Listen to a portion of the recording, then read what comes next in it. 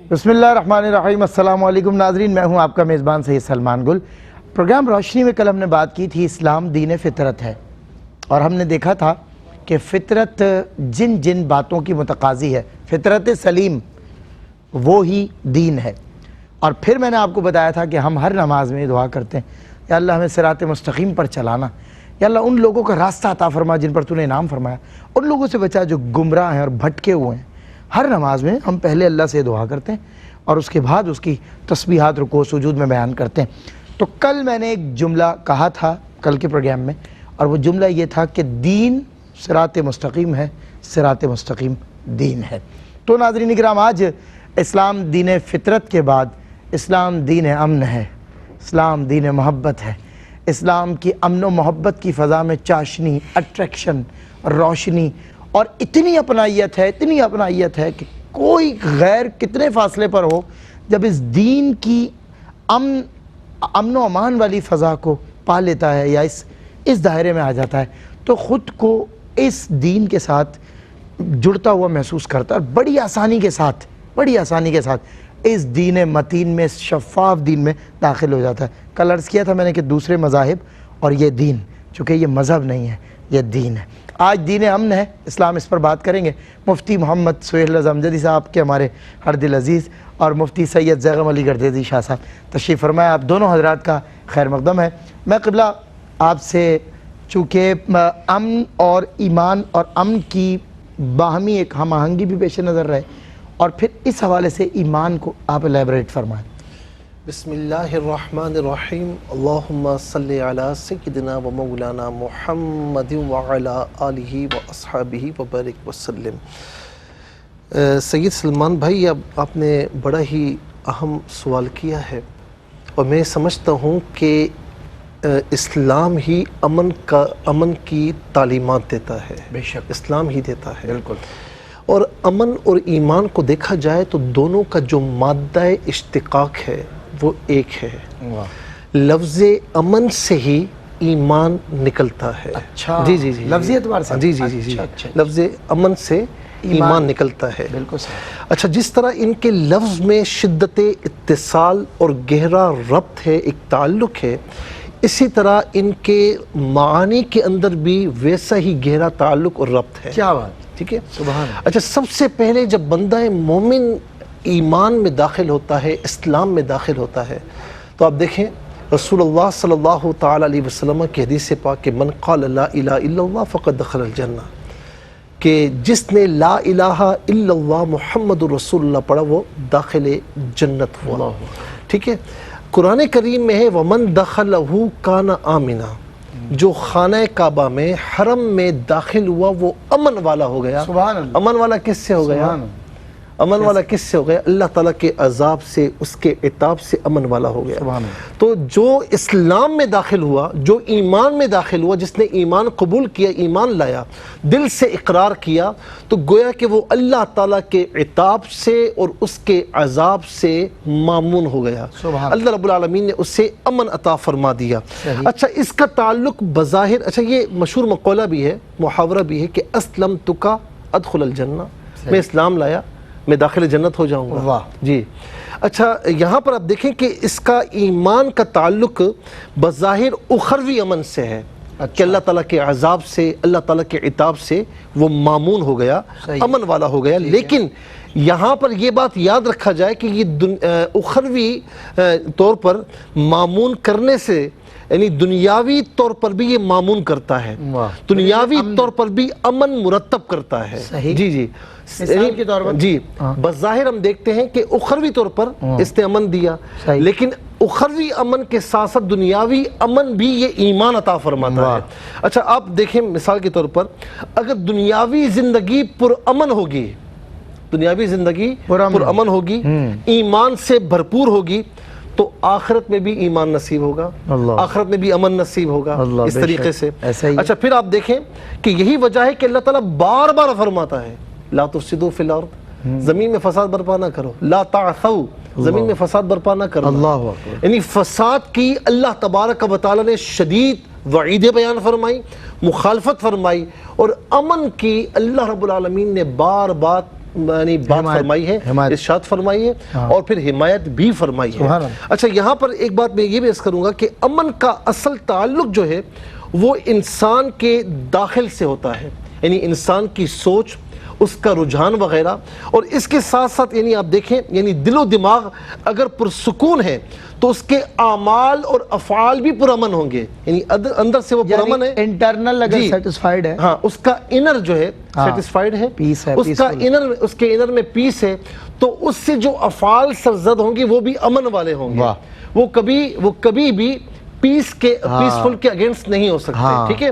اچھا پھر یہاں پر آپ دیکھیں محاورہ ہے نا کہ من کی شانتی ہے تو جگ میں شانتی ہے، یعنی اندر کی شانتی ہے تو سارے جہاں میں شانتی ہے۔ صاحب آپ یہ کہہ رہے ہیں انٹرنل وائلنس ہے تو ایکسٹرنل وائلنس ہے، انٹرنل پیس ہے تو ایکسٹرنل پیس ہے۔ جتنا بھی انتشار اور فساد ہوتا ہے پہلے فکر میں آتا ہے، صحیح بات، پہلے اندرونی طور پر آتا ہے، دل اسے قبول کرتا ہے۔ مثال کے طور پر دل میں انتشار ہے، دل میں فساد ہے، تو پھر اس کے جو خارج میں اس سے اعمال سرزد ہوں گے وہ بھی انتشار والے ہوں گے اور وہ بھی فساد والے ہوں گے۔ اسی لیے ہم نے کہا کہ یہ صرف اخروی امن عطا نہیں کرتا، یہ دنیاوی امن بھی عطا کرتا ہے، اور جب تک دل میں امن نہ آئے تو ظاہری طور پر خارج میں امن برپا نہیں ہوتا، دل کا امن خارج میں امن برپا کرتا ہے۔ واہ، ظاہر ہے مرکز و محور ہے جسم کا، اور کیا اچھی بات آپ نے دل پہ ختم کیا۔ مجھے اعلیٰ حضرت کو شعر مصعب یاد آتا ہے، دل ہے وہ دل جو تیری یاد سے معمور رہا، جس دل میں اس کی یاد ہے میرے آقا کی، اللہ یاد او سرمایہ ایمان بود، ہر گدا از یاد او سلطان بود۔ سید زیغم علی گردیزی شاہ صاحب۔ مفتی صاحب قبلہ، میں امن کی اہمیت، امپورٹنس اینڈ ویلیوز سمجھنا چاہتا ہوں سیرت طیبہ، جناب صلی اللہ علیہ وسلم حضور جان عالم کی سیرت طیبہ کی روشنی میں۔ بسم اللہ الرحمن الرحیم، اللہم صلی علی محمد وعلی آل محمد۔ و شکریہ سلمان بھائی، اسلام پیار کا، محبت کا، سلامتی کا، رواداری کا مذہب ہے، اور اسلام اور امن کا جو ایمان کا جو مادہ، جس طرح مفتی صاحب نے کلام فرمایا کہ وہ سلامتی سے متعلق اور امن سے متعلق ہے، سید عالم صلی اللہ تعالیٰ علیہ وسلم نے اسی امن کو اور اسی سلامتی کو، رواداری کو پوری زندگی فروغ دیا، اور مکہ المکرمہ میں حضور کی حیات طیبہ کا مطالعہ کریں یا مدینہ المنورہ میں، یا اعلان نبوت سے پہلے کے معاملات دیکھیں، اعلان نبوت کے بعد کے معاملات دیکھیں، آپ صلی اللہ تعالیٰ علیہ وسلم کی ہر لحظہ، ہر دم یہی کوشش ہے کہ معاشرے میں امن کو، بھائی چارے کو، رواداری کو اور سلامتی کو فروغ دیا جائے۔ سید عالم صلی اللہ تعالیٰ علیہ وسلم کی کثیر احادیث ہے امن سے متعلق، سلامتی سے متعلق، اور کامل مومن اور کامل مسلمان کون سا ہے، یعنی اس کو حضور نے نماز روزے سے مشروط نہیں فرمایا، اور اس سے تعلق اس کا نہیں جوڑا کہ جس کی نمازیں، جس کے روزے، وہ فرائض و واجبات کی ادائیگی بے انتہا ضروری ہے اور اس کی اہمیت اپنی جگہ، لیکن سید عالم صلی اللہ تعالیٰ علیہ وآلہ وسلم نے فرمایا کہ المسلم من سلم المسلمون من لسانہ و یدہ۔ دوسری حدیث میں فرمایا کہ المسلم من سلم الناس من لسانہ و یدہ، کہ کامل مسلمان وہ ہے کہ جس کے ہاتھ اور جس کی زبان سے دوسرے لوگ محفوظ ہیں، چاہے وہ مسلمان ہے یا غیر مسلم ہے، یعنی اس نے اپنے ہاتھ سے اور اپنی زبان سے کسی غیر مسلم کو بھی بلا وجہ ایذا نہیں دینی۔ اور پھر کامل مومن کی حضور نے نشانی بیان فرمائی کہ المؤمن من امنہ الناس علی دمائہم و اموالہم، کہ کامل مومن وہ ہے کہ جس سے لوگوں کی جانیں، جس سے لوگوں کے اموال اور خون وہ محفوظ رہ سکیں، فرمایا کہ وہ کامل مومن ہے۔ سید عالم صلی اللہ تعالیٰ علیہ وآلہ وسلم کا ہم اعلان نبوت سے پہلے کے معاملات دیکھیں، زمانہ جاہلیت ہے اور قتل و غارت اور خون ریزیاں تو انتہائی عروج پر ہے، اور کیفیت یہ ہے کہ معمولی سی بات پر جو جاری ہونے والی لڑائیاں ہیں وہ صدیوں تک جاری رہتی ہیں، لیکن حضور بے شک حضور اس زمانے میں آپ کا حلف الفضول کا معاملہ دیکھیں، سید عالم صلی اللہ تعالیٰ علیہ وآلہ وسلم کی عمر مبارک صرف 20 برس کی ہے، اور حضور اس معاہدے میں ایک معتبر حیثیت سے حضور شمولیت اختیار فرماتے ہیں، اور اتنا پسند فرمایا، حضور نے فرمایا کہ خدا کی قسم مجھے وہ معاہدہ اتنا عزیز ہے کہ اگر اس کے بدلے میں مجھے سرخ اونٹ بھی پیش کیے جائیں تو میں قبول نہ کروں، اور خواہش کا اظہار فرمایا کہ میری خواہش ہے کہ اسلام میں بھی کوئی ایسے معاہدے کیے جائیں۔ یعنی امن کو حضور کتنا چاہتے ہیں، معاشرے میں کس قدر امن کو فروغ دینے کے لیے حضور کی کوششیں ہیں۔ آپ صلی اللہ تعالیٰ علیہ وسلم اپنی اس گفتگو میں، اپنے جملے میں ارشاد فرما رہے ہیں کہ میری خواہش ہے کہ اسلام اعلان نبوت کے بعد بھی اس طرح کے معاملات کیے جائیں۔ پھر حجر اسود کی تنصیب کا معاملہ دیکھیں کہ ایسا معاملہ اور ایسا مرحلہ آ چکا ہے کہ اس حجر اسود کی تنصیب کا معاملہ، اس کو اگر حل نہ کیا گیا، صحیح طریقے سے حل نہ کیا گیا تو پھر خون ریزی کا ایک سلسلہ شروع ہونا ہے. لیکن حضور نے اتنا معاشرے کو پرامن رکھنے کے لیے بہترین اس کا جو حل ہے وہ ارشاد فرمایا. حضور نے فرمایا کہ جو کل حرم کعبہ میں سب سے پہلے آ جائے تو اس کو اختیار دیا جائے کہ وہ اپنے ہاتھوں سے تنصیب کرے. اور اگلے دن حضور وہاں موجود ہیں. ہر ایک کی خواہش ہے کہ ہم جائیں لیکن سب سے پہلے سید عالم وہاں موجود ہیں. اور پھر حضور نے ایک انسان کا اعزاز ہوتا ہے کہ میں یہ کام کروں, لیکن آپ صلی اللہ علیہ وسلم نے اپنے ساتھ ان سارے افراد کو شامل کیا. یعنی معاشرے میں بھائی چارگی کو, محبت کو, رواداری کو اور ایک دوسرے کو قبول کرنے کا جو ایک جذبہ ہے حضور نے کس قدر اس کو پھیلایا. اور ابھی اعلان نبوت نہیں فرمایا, نبوت کا اظہار نہیں فرمایا. حضور نے فرمایا کہ سارے قبائل والے آگے آ جائیں, چادر کے جو کونے ہیں اطراف سے سب پکڑ لیں, اور پھر سب کو یہ اعزاز عطا فرمایا کہ وہ اپنے ہاتھوں سے حجر اسود کی تنصیب کریں. پھر اعلان نبوت کے بعد کے معاملات دیکھیں کہ میثاق مدینہ ہے کہ جو یہود ہیں اس کے باوجود بدترین دشمن ہیں, اس کے باوجود آپ صلی اللہ علیہ وسلم انہیں اعزاز عطا فرمایا. صلح حدیبیہ دیکھیں 1400 صحابہ کرام ہیں, 300 وہ بدری صحابہ کرام 313 کہ جو پہلے بدر میں اپنی جان ہتھیلی پر رکھ کر حضور کا اور اسلام کا دفاع کرنے کے لیے حاضر ہوئے تھے. اگر وہ چاہتے تو کفار مکہ کو تو ملیا میٹ کیا جا سکتا تھا, بزور عمرہ کر سکتے, لیکن حضور نے امن کو ترجیح دی اور آپ صلی اللہ علیہ وسلم نے ایک پرسکون طریقے سے رواداری کے ساتھ جو معاملہ حل کیا جائے اس کو حضور نے ترجیح دی, اور اسی کا پوری زندگی آپ صلی اللہ علیہ وسلم نے پرچار فرمایا. کیا بات ہے. جہاں میں امن و اخوت میرے آقا صلی اللہ علیہ وسلم کی ذات سے ہے, اور امن و امان, امن کا پیام بر کہتے ہیں ہم جناب رسالت میں آپ صلی اللہ علیہ وسلم کا. اور وہی آپ دیکھ لیجئے آپ کی نسل پاک, جب سیدنا امام حسن رضی اللہ تعالیٰ عنہ کا نام نامی پچھلے دنوں مفتی صاحب اور ہم نے پروگرام کیا تھا, تو امن کا پیامبر ان کے نانا بھی ہیں اور امن کے پیامبر جناب حسن مجتبیٰ بھی ہیں. بریک کے بعد انشاءاللہ ہوتی ہے آپ سے ملاقات. اسلام دین امن ہے. خوش آمدید ناظرین, آپ کے خیر مقدم ہے. زمانہ جاہلیت کی طرف تھوڑی سی بات کرتے ہیں کہ ظاہر بد امنی کا دورہ تھا مفتی صاحب, اور ہر طرف جو قتل و غارت گری, خون ریزی, پھر بھی اسلام نے جو ہے وہ آ کر اس کا بالکل بھی اس کی تائید نہیں کی, اور اس دور کو, اس ظلم کو, اس جبر کو, اس خون ریزی کو بدلنے کے لیے اپنی کاوشیں جاری رکھے اور آخر کر ڈالا, آخر بدل ڈالا. کیا فرماتے ہیں اس حوالے سے کچھ دین کی کاوشیں اور حضور کی کاوشیں؟ قبلہ علامہ صاحب نے بڑی خوبصورت گفتگو فرمائی, اور یہاں پر میں یہ بھی عرض کروں گا کہ ایمان ہی وہ وصف ہے, ایمان ہی وہ طاقت ہے جو ایک مسلمان کو, ایک مومن کو داخلی انتشار سے, فکر کے فساد سے بچا کر اس کو داخلی طور پر اطمینان عطا کرتا ہے. قرآن کریم میں ہے کہ وَقَلْبُهُ مُطْمَئِنٌ بِالْإِيمَانِ, سبحان اللہ, اس کا دل, مومن کا جو دل ہے نا وہ ایمان کے ساتھ ہی مطمئن ہوتا ہے. اور صرف یہ نہیں کرتا بلکہ اس کے دل و دماغ کو پاکیزگی عطا کرتا ہے اور تطہیر کرتا ہے تاکہ وہ معاشرے میں پاکیزہ بن کر رہے. اب اسلام میں, اسلام کی تعلیمات کو دیکھیں تو اسلام میں جتنی بھی تعلیمات ہیں اس میں اخلاقیات پر بڑا زور دیا گیا ہے. یعنی آپ یہ دیکھیں کہ ایفائے عہد ہو, اور اپنی زبان سے کسی کا دل موہ لینا, مودت, محبت, حیا.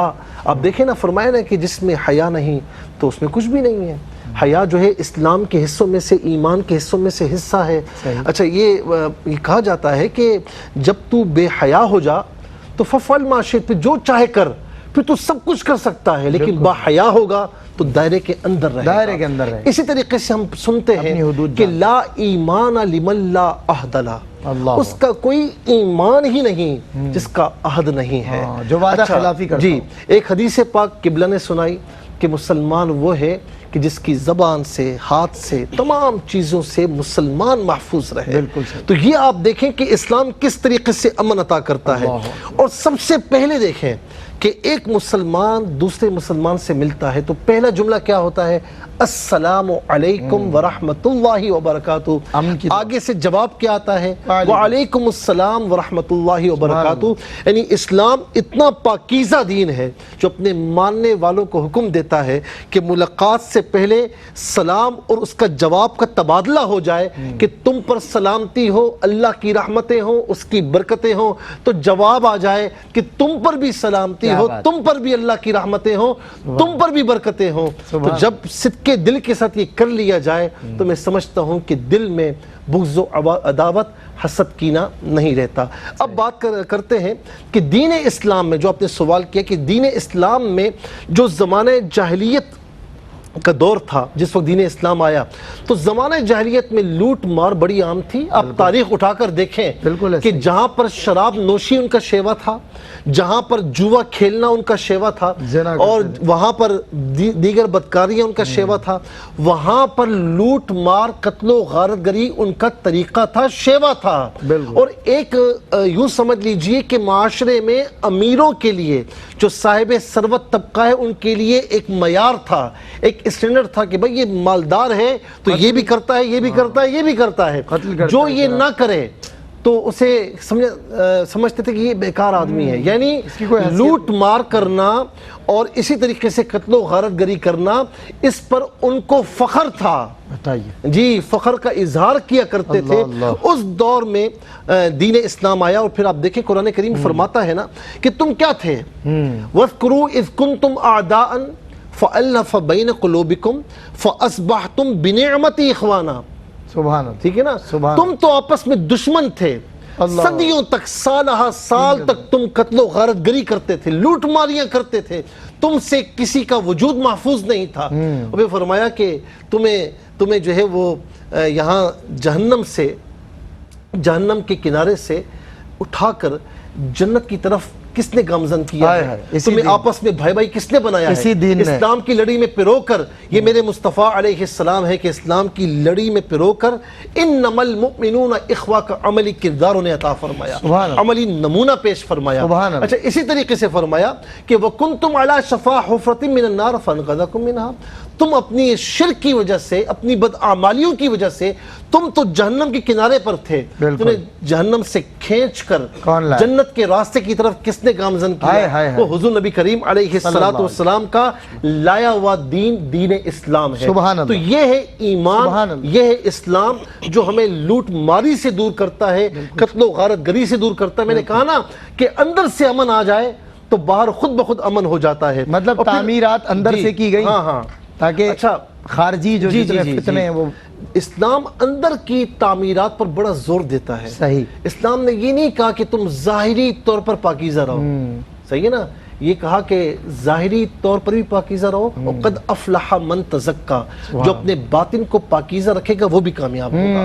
یعنی ظاہری اور باطنی طور پر پاکیزگی اور امن محبت. اچھا پھر آپ دیکھیں اس دور میں جو غلامی کا تصور تھا وہ کیوں تھا, اس کی بنیادی وجہ لوٹ مار تھی. لوٹ مار, صحیح بات. حضرت زید بن حارثہ رضی اللہ تعالیٰ عنہ ایک لوٹ مار کے نتیجے میں اپنے والدین سے جدا ہوئے تھے نا, اور چلتے چلتے حضور نبی کریم علیہ السلام کی بارگاہ تک کیسے پہنچے, اور پھر پوری زندگی انہی کی بارگاہ میں گزاری. تو بنیادی طور پر اس کا جو بنیاد تھی وہ لوٹ مار تھی. اسلام نے اس کو بھی ختم کیا. پھر آپ یہ دیکھیں حقوق کا یعنی رائٹس کا تعین فرمایا, ذمہ داریاں عائد کی, ڈو اینڈ ڈونٹس کرنا اور نہ کرنا. اسی طریقے سے آپ یہ دیکھیں کہ رائٹ اینڈ رانگ یعنی صحیح اور غلط, یہ تصور باقاعدہ اسلام نے پیش کیا, اور اس طریقے سے اس سے ایک شعور بیدار ہوا, انسانیت کی عظمت کا شعور سب میں اجاگر ہوا. اور پھر اس کے ساتھ احترام آدمیت یعنی انسان کا آدمیت کا جو احترام ہے اس کے جذبات پروان چڑھنے لگے. اور حضور نبی کریم علیہ السلام نے ایک ایسا وقت بھی آیا نا کہ آقا علیہ السلام نے فرمایا, یعنی آپ یہ دیکھیں کوئی عورت اس طرح آزادانہ سفر نہیں کر سکتی تھی. میں آپ کو بتاؤں کہ زمانہ جاہلیت میں سفر ہوتا تھا نا, ٹھیک ہے نا, سفر میں شاذ و نادر کوئی ایسے لوگ تھے کہ جو لوٹ مار سے محفوظ رہتے, جو جاتا لوٹ مار کر یعنی واپس, یعنی کچھ نہ کچھ اس سے نقصان ہوتا, قتل و غارت گری ہوتی. لیکن ایک وقت ایسا آیا اسلام کی تعلیمات کی بدولت, اس امن کی بدولت, حضور نبی کریم علیہ السلام نے فرمایا کہ مدینہ منورہ سے روحہ تک ایک عورت زیورات پہن کر سفر کرے گی اور امن میں ہوگی. اور پھر تاریخ نے اس بات کو دیکھا کہ دور فاروق اعظم رضی اللہ تعالیٰ میں یہ واقع بھی رونما ہوا. بالکل, کیا بات ہے. حضور میں سوال یہ پوچھنا چاہتا ہوں کہ عام طور سے بدامنی کے جو اسباب ہیں وہ کیا ہیں, اور حضور سرور دو عالم صلی اللہ علیہ وسلم نے اس حوالے سے جو اصلاحات فرمائیں کچھ اس پر آپ ارشاد فرمائیے گا. بسم اللہ الرحمن الرحیم. سماج کو پرامن بنانے کے لیے ضروری ہے کہ جو بگاڑ کا سبب بننے والی چیزیں ہیں ان کو بھی دور کیا جائے, تاکہ ہمیشہ کے لیے وہ معاشرہ, وہ سماج اس طرح کے خطرات سے محفوظ ہو جائے. جس طرح سید عالم صلی اللہ تعالیٰ علیہ وآلہ وسلم نے مدینہ طیبہ تشریف لانے کے بعد چونکہ ریاست مدینہ کا قیام ہوا تو حضور نے وہ اصلاحات فرمائی کہ وہ معاشرہ مدینہ منورہ کا اگر ہم دیکھیں تو اوس و خزرج کی لڑائیاں وہ کئی سالوں سے جاری و ساری تھی. پھر بالکل یہود وہ ہمیشہ سے فتنہ پروریاں کیا کرتے تھے, ہمیشہ سے ان دونوں قبائل کے درمیان اس طرح کی ناچاکیاں اور نااتفاقیاں پیدا کر کے آپس میں ان کو باہم دست و گریبان کرا کرتے تھے. سید عالم صلی اللہ تعالیٰ علیہ وآلہ وسلم نے وہ اصلاحات اور وہ پیاری تعلیمات ارشاد فرمائی کہ جس کی وجہ سے قرآن میں ان کی اس کیفیت کو بیان فرمایا کہ تمہیں بھائی بھائی بنا دیا, اور بھائی بھی ایسے کہ ایک دوسرے پہ جان نچھاور کرنے والے. تو وہ اصلاحات اگر کسی بھی معاشرے میں کی جائیں گی تو یقیناً اس کا اثر یہ ہوگا کہ معاشرہ اگر اس معاشرے سے بھی بدتر معاشرہ ہو, یعنی زمانہ جاہلیت سے بھی بدتر اگر کوئی معاشرہ ہے, تو اس میں بھی آپ صلی اللہ علیہ وسلم کی تعلیمات کی برکت سے, قرآن و سنت کی تعلیمات کی برکت سے اللہ تعالیٰ اس میں امن عطا فرما دے گا. بنیادی چیز وہ انسانی جان کا احترام ہے, انسانی جان کی حفاظت ہے. قرآن کریم میں اس کو کئی مقامات پر بیان فرمایا, اور ایک جان کو اس کو نقصان پہنچانا, اس کو اذیت پہنچانا اور اس کو قتل کرنا فرمایا کہ یہ پوری انسانیت کو قتل کرنے کے مترادف ہے. من قتل نفسا بغیر نفس او فساد فی الارض فکانما قتل الناس جمیعا, چاہے وہ مسلم ہے غیر مسلم ہے, یعنی معاشرے میں بگاڑ پیدا کرنے والا ایک جو سبب ہے اس کا شروع سے ہی راستہ روک دیا گیا کہ کسی مسلمان کو یا کسی غیر مسلم کو بھی بلا وجہ کسی انسان کو بلا وجہ اذیت پہنچانا یہ سخت ترین حرام ہے. اور مومن کے بارے میں تو فرمایا کہ من قتل مؤمنا متعمدا فجزاؤ جہنم, اور جو مومن کو قتل کرے گا فرمایا کہ وہ ہمیشہ ہمیشہ کے لیے اس کا بدلہ وہ جہنم ہے. اور پھر مومن کے علاوہ اگر کوئی معاہد ہے, کوئی ذمی ہے, تو آپ صلی اللہ علیہ وسلم نے اس کے حوالے سے تو اتنی ستھری اور پاکیزہ تعلیمات ارشاد فرمائیں. آج اس حوالے سے اسلام کو طنز و تنقید کا نشانہ بنایا جاتا ہے کہ اقلیتوں کے حوالے سے اسلام کی تعلیمات کوئی اس میں کوئی اس طرح کا نرمی والا معاملہ نہیں ہے, پیار والا معاملہ نہیں ہے. حضور نے فرمایا کہ اگر کوئی کسی اقلیت کے ساتھ کوئی بلا وجہ کوئی زیادتی کا معاملہ کرتا ہے تو فرمایا کہ کل قیامت میں اللہ رب العالمین کی بارگاہ میں اس کا وکیل بن کر پیش ہوں گا. اور پھر ایک اور حدیث میں فرمایا کہ من قتل معاہدا لم یرح رائحۃ الجنہ, کہ جو کسی معاہد کو قتل کرے گا فرمایا کہ وہ جنت کی خوشبو تک نہیں سونگے گا. جو 40 سال کی مسافت سے خوشبو آتی ہے, تو کسی بھی معاشرے کو پرامن بنانے کے لیے بنیادی چیز وہ انسانی جان کا احترام ہے. اچھا مفتی صاحب, ایک سوری انٹرپٹ کر رہا ہوں, ایک فقہی نوعیت کا ایک سوال میرے ذہن میں آیا. قتل کے حوالے سے بات ہو رہی ہے, اسلام نے قصاص بھی متعارف کروایا. اگر کوئی شخص کسی کو ان انٹینشنلی جھگڑا ہو جاتا ہے, فساد ہو جاتا ہے, ایسا ماحول بن جاتا ہے, ایسی فضا ہو جاتی ہے, اور اس میں نہ چاہتے ہوئے بھی وہ اس کی زد و کوب میں آ کر قتل ہو جاتا ہے, جبکہ وہ ارادے سے اس کے قتل کرنے نہیں تھا ڈرتا ہے, یہاں اسلام ہماری کیا رہنمائی کرتا ہے؟ کیا اس پر یہ بھی قدغن لگ کہ بھائی وہ اب جہنمی اس کا صلہ ہے؟ قتل کی مختلف صورتیں ہیں. قتل عمد ہے, اور اس میں کہ اگر جان بوجھ کر اس کو قتل کیا بغیر کسی وجہ کے تو اس کے لیے یہ وعید ہے. اور پھر اس کو قاتل کو مقتول کے بدلے میں قتل کیا جائے گا. یہ اس کے باقی قتل غیر ارادی طور پہ تو وہ شبہ عمد ہے یا قتل خطا ہے, اس کے الگ احکام ہے. تو اگر کسی نے جان بوجھ کر اور بغیر کسی وجہ کے, اور پھر اس میں ایک صورت یہ اگر حلال سمجھ کر اگر کسی کو قتل کیا تو دار اسلام سے خارج ہو جائے گا. یعنی اللہ کی حرام کردہ کسی چیز کو کسی نے حلال سمجھا, جس کو قرآن نے حرام فرمایا ہے, یا کسی نے قرآن نے جس چیز کو حلال فرما دی اس کو حرام سمجھا, تو یہ شخص اسلام سے خارج ہو جائے گا.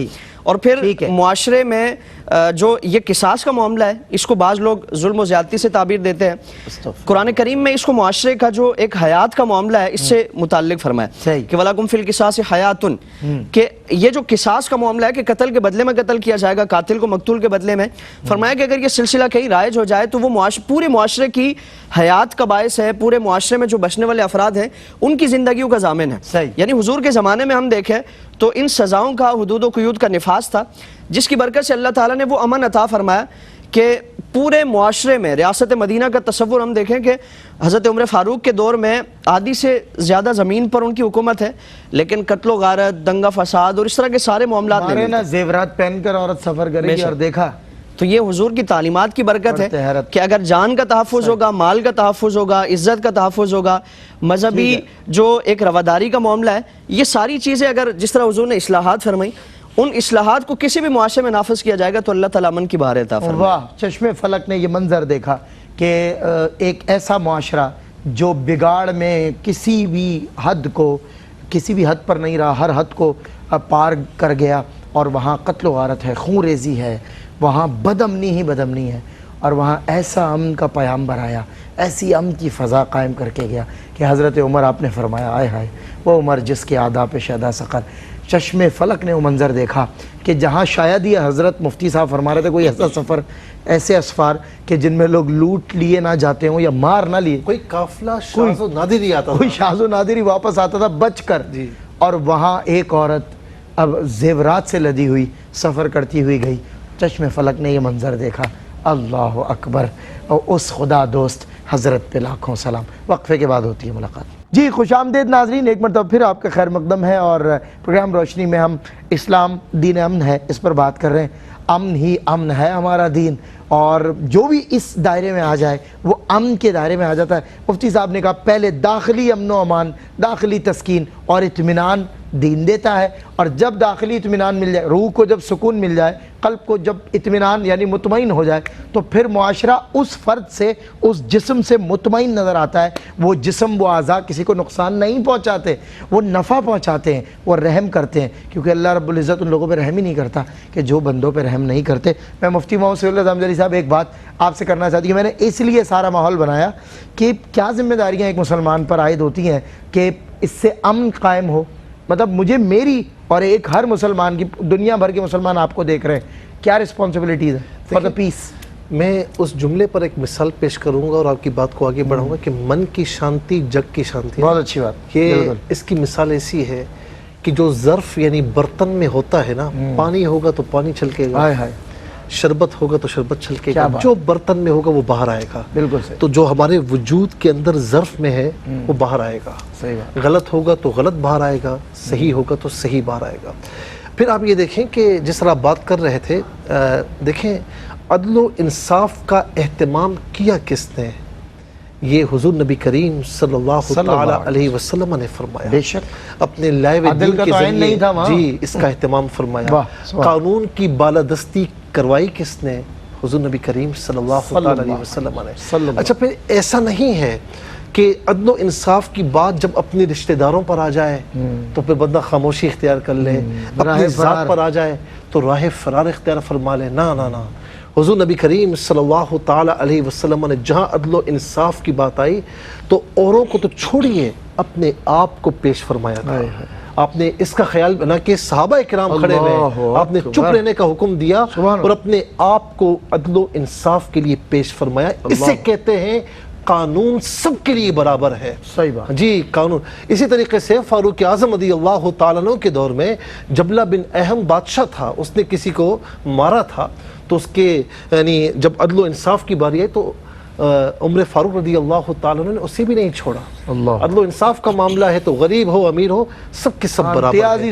امن اسی سے آتا ہے۔ اچھا پھر اس کے بعد جو آپ نے فرمایا نا کہ قیام امن کے لیے ایک مسلمان کی ریسپانسبلٹیز کیا ہیں، دیکھیں بڑی ذمہ داریاں ہیں۔ سب سے پہلی بات میں کہوں گا اپنے غصے اور جذبات پر قابو رکھنا، کنٹرول کرنا۔ بالکل ٹھیک۔ غصہ آنا بری بات نہیں ہے، اسے کنٹرول کرنا، یا غصہ آنا بری بات نہیں ہے لیکن غصے کا اظہار کرنا اور غصے میں آپے سے باہر ہو کر کوئی غلط قدم اٹھانا یہ برا ہے، یہ برا ہے، ٹھیک ہے نا؟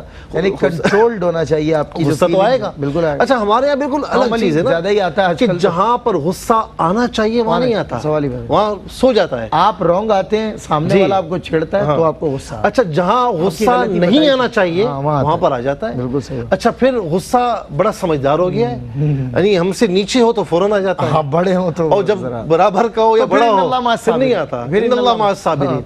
تو یہ کوئی بھی ہو دیکھیں فرمایا نا کہ پہلوان وہ نہیں کہ جو پچھاڑ دے مقابل کو، پہلوان وہ ہے جو بدلہ لینے کی قوت رکھتا ہو اس کے باوجود معاف کر دے، پہلوان وہ ہے۔ تو غصے کو کنٹرول کرے، جذبات کو کنٹرول کرے، اور پھر ہر معاملے میں آپے سے باہر نہ ہو بلکہ نیگوشیٹ کرے۔ بالکل صحیح، نیگوشیشن بہت ضروری ہے۔ صلح حدیبیہ ہو گئی، میثاق مدینہ، اس کی اعلیٰ امثال ہمارے سامنے ہیں۔ حتی الامکان جھگڑے سے بچنا چاہیے۔ پھر فرمایا تعصب سے، وہ تعصب کہ جسے آقا علیہ السلام نے اپنے قدمین شریفین تلے رون دیا تھا، اس تعصب سے بچنا. اور قرآن بھی فرماتا ہے نا کہ ان خلقناکم من ذکر و انثی وجعلناکم شعوبا وقبائل, جو قبیلے خاندان بنائے اس لیے نہیں کہ تم تعصب کرو, اس لیے کہ تعارفو, آپس میں جان پہچان ہو جائے. پھر اسی طریقے سے ذاتی انتقام نہ لینا, ذات کی بات آ جائے تو ذاتی انتقام نہ لینا. فتح مکہ اس کی سب سے بڑی مثال ہے. اور میں اخیر میں یہ حدیث پاک پیش کروں گا کہ حضور نبی کریم علیہ السلام نے فرمایا کہ جو شخص حق پر ہونے کے باوجود فتنے کے پیش نظر اپنا حق چھوڑ دے, اللہ تعالیٰ جنت میں اس کے لیے محل بنائے گا. کیا بات ہے. Forgive the people without their apology ایک فلسفی کا یہ ہے, اور وہ کہتے ہیں include the people who excludes you. اور یہ سارے کا سارا فلسفہ آپ کی گفتگو میں نے سنا. جو رسالت میں آپ سے یہ اخذ کیا نکاتن سب اغیار نے بھی, اور اغیار کے لیے بھی رحمت ہے نا بھائی, رحمت اللہ عالمین ہے. جو بھی آپ کے کسی احکام کی پر عمل درآمد کرے گا وہ تو ظاہر رحمت کو تو پائے گا نا. رحمت اللہ عالمین کا دامن پکڑے اور رحمت سے محروم رہے, یہ کیسے ممکن ہے. مفتی سید اعظم علی گردیزی شاہ صاحب سے ایک مختصر سا پیغام لیتا ہوں آج کے موضوع کے حوالے سے. دین امن کچھ ارشاد فرمائیں, پیغام دیں کچھ. سلمان بھائی, آج جتنی بھی گفتگو ہوئی ہے ہماری انفرادی زندگی پر, ہماری جو گھریلو معاملات ہیں اس میں اب اگر ہم دیکھیں تو ناچاکیاں ہیں, نا اتفاقیاں اور بالکل کدورت ہے آپس میں. ہر گھر میں یہ سلسلہ ہمیں نظر آتا ہے. تو امن کو قائم کرنے کے لیے, گھر میں امن قائم کرنے کے لیے ضروری ہے معاشرے میں کہ میرے ذمے جس کے حقوق و فرائض اللہ تعالیٰ نے لازم فرمائے ہیں میں اس کی پاسداری کرنے کی کوشش کروں. ہمارا رجحان یہ ہے کہ مجھ سے اگر کوئی بدتمیزی سے پیش آتا ہے تو مجھے غصہ ضرور آتا ہے, لیکن میں کس کے ساتھ اس کیفیت میں پیش آتا ہوں, اس اپنے رویے پر کسی کو سوچ و بچار کرنے کی کوئی فرصت نہیں ملتی. صحیح. تو ہمارے ذمہ اللہ تعالیٰ نے حقوق و فرائض کا معاملہ یہ لین دین ہے. اگر ہم کسی کے حقوق و فرائض پورے کریں گے تو اللہ تعالیٰ ہمارے لیے بھی ایسے اسباب پیدا فرما دے گا. بالکل, بے شک. تو ہم گھر میں بھی یہ ماحول پیدا کریں, پھر ہمارے ہاں آسانی ملے گی. بے شک. مذہب کے حوالے سے انتہائی شدت پسندی اور اس طرح کے رجحانات ہمیں نظر آتے ہیں. آپ صلی اللہ تعالیٰ علیہ وآلہ وسلم نے انتہائی پیار کے ساتھ یہ معاملات فرمائے. جس طرح عیسائیوں کا وفد حضور کی بارگاہ میں آیا اور شرک کا ایک عقیدہ لے کر حضور کی بارگاہ میں آئے. آپ صلی اللہ تعالیٰ علیہ وسلم کے پاس پاور ہے, اختیار ہے, طاقت ہے, ریاست مدینہ کے حاکم ہیں, لیکن حضور نے علمی ان سے بحث فرمائی اور ایک طریقہ کار کے ساتھ ان کے ساتھ ایک جو مناظرے کا ایک شروع کی کیفیت تھی وہ فرمائی, اور پھر اس کے بعد مجادلہ اور باقی معاملات ہوئے. صحیح. تو ایک طریقہ کار کے ساتھ اور رواداری کے ساتھ, برداشت کے ساتھ یہ معاملات کیے جائے, کسی بھی سطح پر ہوں, چاہے گھر کے معاملات ہوں, معاشرے کے معاملات ہوں, ان چیزوں کا اگر پیش نظر رکھا جائے گا تو اللہ تعالیٰ امن کی باریں عطا فرمائے. بہت جی مفتی صاحب. جی حضرت نے علم کی بات کی, جہاں علم ہوگا وہاں دلائل ہوں گے, بات چیت ہوگی. بالکل صحیح. نیگوسیشن وہاں ہوگی. بالکل. اور جہاں جہالت ہوگی وہاں لڑائیاں ہوں گی. صحیح بات ہے. یعنی سارا عالم, دیکھیں حضرت آپ ملاحظہ فرمائیں, توجہ چاہتا ہوں, سارا عالم ہو کا ہے, جھگڑا میں اور تو کا ہے. اور ایک شاعر نے تنگ آ کے یہ کہا, کون عاشق خدا کی ذات کا ہے, سارا جھگڑا معاشیات کا ہے. سعادت حسن منٹو کا ایک جملہ میں نے کل کوٹ کیا تھا کہ انتہائی معذرت کے ساتھ کہ دنیا میں سب سے زیادہ سچ شراب خانے میں شراب پی کر بولا جاتا ہے, اور سب سے زیادہ جھوٹ عدالتوں میں مقدس کتاب پہ ہاتھ رکھ کے بولا جاتا ہے. تو پھر بدامنی نہیں آئے گی تو کیا آئے گا؟ امن و امن. دیکھیں اسلام, اغیار نے مفتی صاحب ایک مشہور ترین مقولہ کہ everything is fair in love and war, لیکن رسول اللہ نے کہا نہیں, only fair is fair in love and war, in everything. صرف جو صحیح ہے وہی صحیح رہے گا, چاہے پیار ہو یا جنگ ہو. اسلام جنگ میں کبھی پہل نہیں کرتا, لیکن اگر جنگ اسلام پر مسلط کر دی جائے تو پھر اپنا بھرپور دفاع بھی کرتا ہے. لیکن اغیار آج بھی یہی کہہ رہے ہیں کہ everything is fair in love and war, جنگ میں سب جائز ہے. رسول اللہ کہہ رہے ہیں نہیں, سب جائز نہیں ہے. بچوں کو نہیں ماریں گے, لاشوں کی بے حرمتی نہیں کریں گے, خواتین کو نہیں ماریں گے, کوئی جان چھڑا کے بھاگ رہا ہے تو پیچھا کر کے نہیں ماریں گے. رسول اللہ صلی اللہ علیہ وسلم نے صحابی کے پشتے پر جو تلوار کے حقوق بتائے اس میں یہ تمام باتیں شامل ہیں. دیکھیں اللہ اکبر, یعنی پر نہیں اٹھنی چاہیے. اس سے بڑا امن کیا ہوگا جہاں جنگ میں بھی امن کی بات کی جائے. اللہ اکبر. یعنی جو غالب آ کر بھی صلح کر لے, لگے جو مزدور شاہ ایسا, نہ دھن نہ زر سربراہ ایسا, فلک نشیں کا زمیں پہ گھر ہے, میرا پیمبر عظیم تر ہے. جو اپنا دامن لہو سے بھر لے, مصیبتیں اپنی جان پر لے, جو تیغ زن سے لڑے نہتا, جو غالب آ کر بھی صلح کر لے, اسیر دشمن کی چاہ میں بھی, مخالفوں کی نگاہ میں بھی, امی ہے, صادق ہے, معتبر ہے, میرا پیمبر عظیم تر ہے. السلام علیکم ورحمۃ اللہ وبرکاتہ.